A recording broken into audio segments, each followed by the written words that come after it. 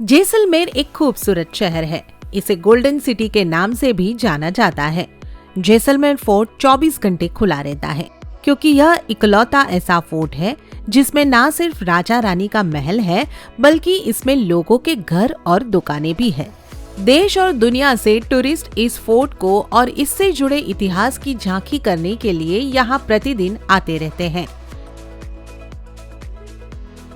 यहाँ फोर्ट को देखने के अलावा घड़ीसर लेक, पटवाओं की हवेली, बड़ा बाग, व्यास छतरी, Jaisalmer war museum, Kuldhara village जहाँ कोई भी नहीं रहता और तनोत माता मंदिर, Jain temples, jeep safari and camel ride in Thar जहाँ आप स्टे भी कर सकते हो और सैंड एक्टिविटी या फिर सनराइज या सनसेट का मजा भी ले सकते हो। तो इस व्लॉग के साथ एंड तक जरूर जुड़े रहिएगा।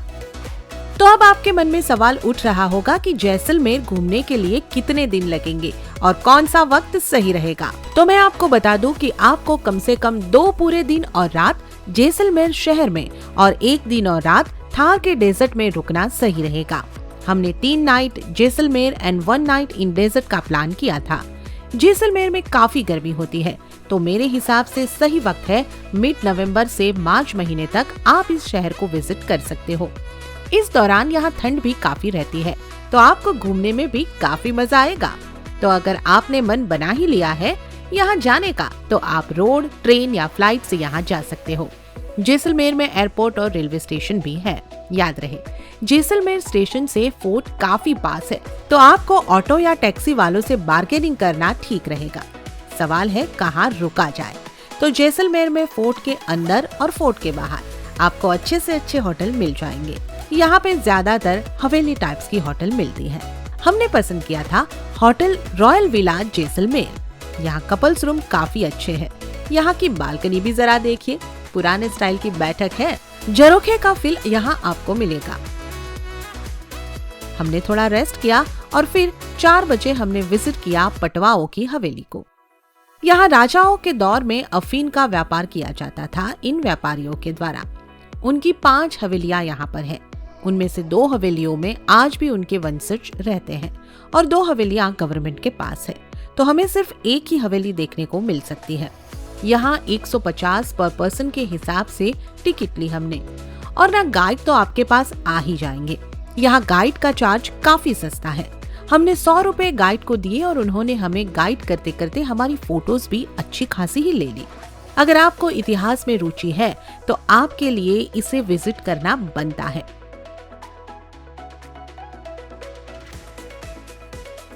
और अगर आप सोशल मीडिया स्टेटस के लिए जाना चाहते हैं तो बाहर से भी आपको काफी अच्छे फोटोज और वीडियो मिल जाएंगे। फिर शाम हो गई तो हमने डिसाइड किया घड़ीसर लेक देखने का। तो सनसेट से पहले हम यहाँ ऑटो से पहुँच गए। यहाँ आपको राजस्थानी का फील आएगा। तालाब में मछलियों को खाना खिलाया और फिर प्रकाश और अंश ने 2 सीटर बोट ले ली।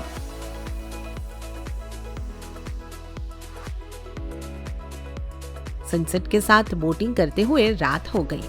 यहाँ आने से आपको रिलैक्स फील हो जाता है और यहाँ से ऐसा नजारा दिखता है। यहाँ शिव मंदिर और देवी का मंदिर है। यहाँ free of cost light show भी होता है जो ठीक ठाक ही था, कुछ ज्यादा खास नहीं था। तो इस तरह हमारा एक दिन खत्म हुआ। अब दूसरे दिन हमारा मॉर्निंग ब्रेकफास्ट इंक्लूडेड था तो होटल पर ही ब्रेकफास्ट हो गया और फिर निकल पड़े फोर्ट देखने के लिए। हमारा होटल वॉकिंग डिस्टेंस पर ही था। आपको रास्ते में रेंट पर 2 व्हीलर वाले काफी मिलेंगे पर आपको फोर्ट देखने के लिए इसकी जरूरत नहीं है। हाँ, आपको गाइड की जरूरत रहेगी। हमने 300 रुपए में गाइड फिक्स किया। कुल मिलाकर 4 गेट है यहाँ। ये देखिए, एक दरवाजे से दूसरे दरवाजे तक का सफर कैसा है। ऐसे बड़े बड़े दरवाजे होते हैं।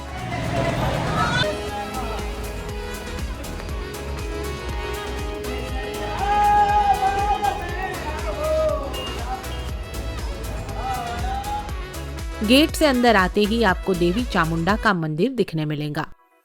और यहाँ राजा और सभाजन गौरी त्योहार में बैठते थे। रानियों को सभा का कार्यक्रम देखने के लिए इस तरीके के झरोखे बनाए गए थे जिससे कोई रानी को देख ना सके।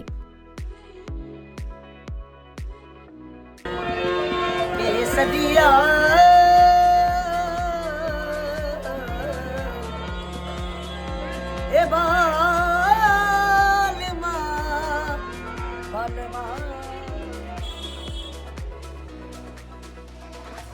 यहाँ उस वक्त की कुछ तस्वीरें हैं। राजा को मिले कुछ गिफ्ट्स भी है यहाँ पर।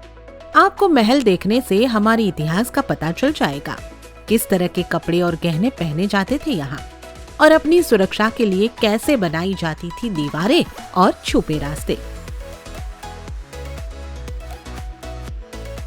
ये रहा उस वक्त का सीसीटीवी। यहाँ से सारा शहर आप देख सकते हो।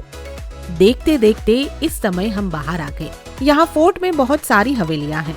आपके पास कितना वक्त है उसके हिसाब से आप घूमिएगा। अब ये देखिए, शाम का नजारा कुछ इस तरीके का दिखता है। रात को किले के ऊपर से शहर का नजारा। ये जो तोप है वह पंच धातु से बनाई गई है। तो ये तो मैंने आपको दिखाया कि दिन और रात में किले का नजारा आपको कैसे देखने को मिलेगा। आप अगर सुबह आते हैं किले में तो लंच टाइम तक आपका देखना हो जाएगा। फिर हमने बाइक ले ली थी रेंट पे और निकल पड़े बड़ा बाग देखने। ये देखिए, आ गए। कुछ ऐसे देखने को मिलता है। यहाँ पर शाही लोगों के देहांत के बाद उनकी अस्थियां यहाँ रखकर उनकी याद में कुछ इस तरीके के स्ट्रक्चर बनाए जाते हैं। उस वक्त की कलाकारी को आप यहाँ देख सकते हैं।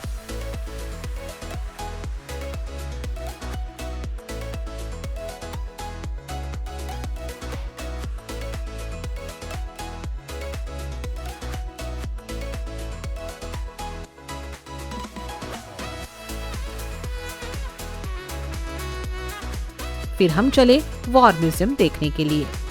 यहाँ 1971 में पाकिस्तान को हराने के बाद उनकी हमारी सेना द्वारा कब्जे में ली गई तोप इत्यादि रखे गए हैं और परमवीर चक्र प्राप्त करने वाले हमारे शहीदों की मूर्तियां भी यहाँ बनाई गई है। हमें काफी जानकारी मिलती है यहाँ पर।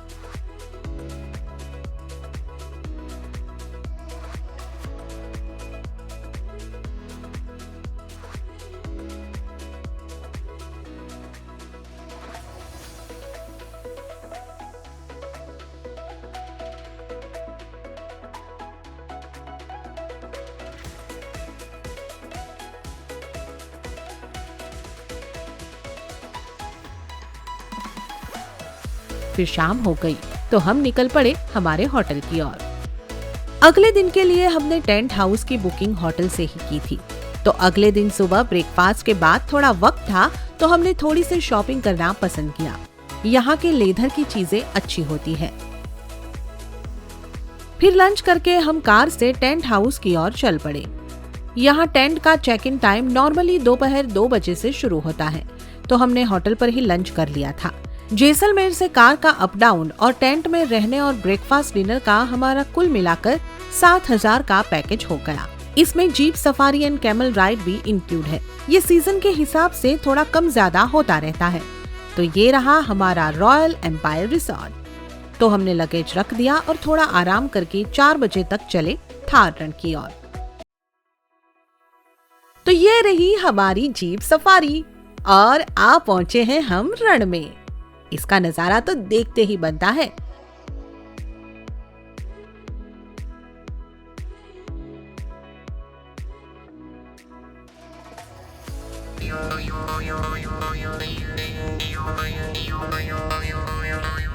यहाँ कैमल राइड का हमने मजा लिया।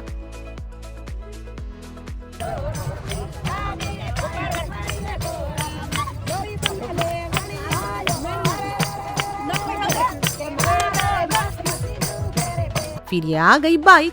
ये लोग आपको 7 पॉइंट बताने के लिए 2 से 2,500 मांगते हैं। हमने 2,000 में तय किया। थोड़ा सा हमने भी बाइक चलाने की प्रैक्टिस की, बट ऐसा लगा कि शुरू होते ही ये खत्म हो गई। कुल मिलाकर 5 से 7 मिनट ओनली। राइड अच्छी है बट पैसे कुछ ज्यादा ही लेते हैं।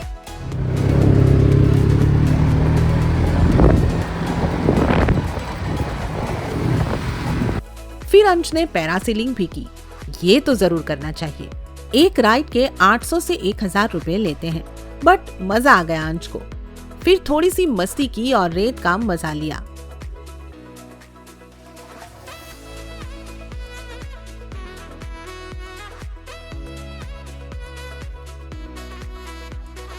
सनसेट का अलग ही मजा है यहाँ।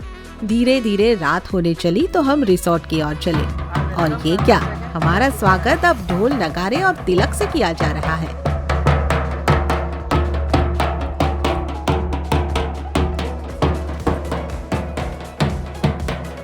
फिर टेंट में आकर हम फ्रेश हो गए और फिर बाहर आकर देखा तो राजस्थानी कल्चर का फोक डांस और गाना शुरू हो चुका था। हमारे जैसे अन्य टूरिस्ट लोग यहाँ ग्राउंड पर लगाई गई खटिए पर बैठकर इसका आनंद ले रहे थे। तो हमने भी हमारा स्थान ले लिया और ये क्या, चाय नाश्ता भी आ गया। कुछ 2 घंटे तक चलता रहा ये प्रोग्राम। प्रकाश ने गरबे का भी मजा लिया।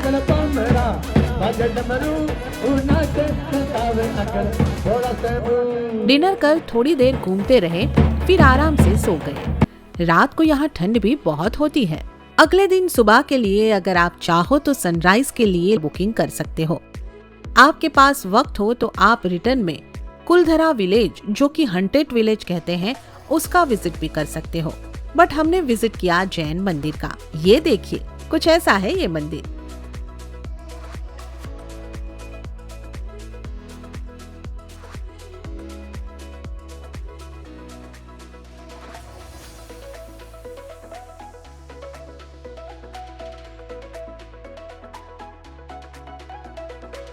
फिर हम जैसलमेर गए और बस ली तनोत माता मंदिर के लिए। आपको बता दूं कि एक दिन आप तनोत माता मंदिर के लिए भी दे सकते हैं। जैसलमेर से आपको बसेस भी मिल जाएगी या आप कार भी ले सकते हैं। हमने दोपहर 2 बजे की बस ली। रास्ते में सुंदर नजारों का मजा लेते हुए 2 घंटे का रास्ता तय करके हम पहुंच गए तनोत माता मंदिर। यहाँ की रात की आरती में हिस्सा जरूर लीजिएगा। देखिए, कुछ इस तरह होती है यहाँ की आरती।